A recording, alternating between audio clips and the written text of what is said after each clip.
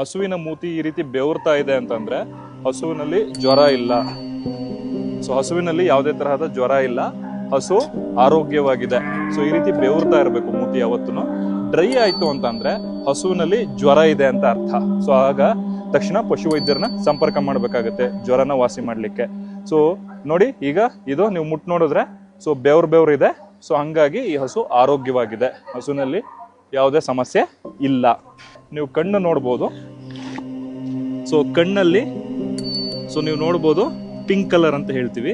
So ಅಂದ್ರೆ ಇದರಲ್ಲಿ blood ತುಂಬಾ ಚೆನ್ನಾಗಿದೆ, ಹಸುವಿನಲ್ಲಿ ಪಿಂಕ್ ಕಲರ್ ಇದೆ ಅಂತ. ಅಕಸ್ಮಾತ್ ಇದೇನಾದ್ರೂ ವೈಟ್ ಕಲರ್ ಬರ್ತಾ ಇದೆ ಅಂತಂದ್ರೆ ಹಸುವಿನಲ್ಲಿ ರಕ್ತದ ಸಮಸ್ಯೆ ಇದೆ, ರಕ್ತಹೀನತೆ ಸಮಸ್ಯೆ ಇದೆ, ಹಿಮೋಗ್ಲೋಬಿನ್ ಲೆವೆಲ್ ಕಡಿಮೆ ಇದೆ ಅಂತ ಅರ್ಥ. ಸೊ ಹಾಗಾಗಿ ಇದು ತುಂಬಾನೇ ಮುಖ್ಯ ಆಗುತ್ತೆ ಕೆಲವೊಂದು ಉಣ್ಣೆ ಕಾಯಿಲೆಗಳಲ್ಲಿ, ಉಣ್ಣೆ ಜ್ವರಗಳಲ್ಲೆಲ್ಲ. ಸೊ ಇಲ್ಲೇನಾಗಿರುತ್ತೆ, ಸೊ ಈ CMM ಅಂತ ಹೇಳ್ತೀವಿ.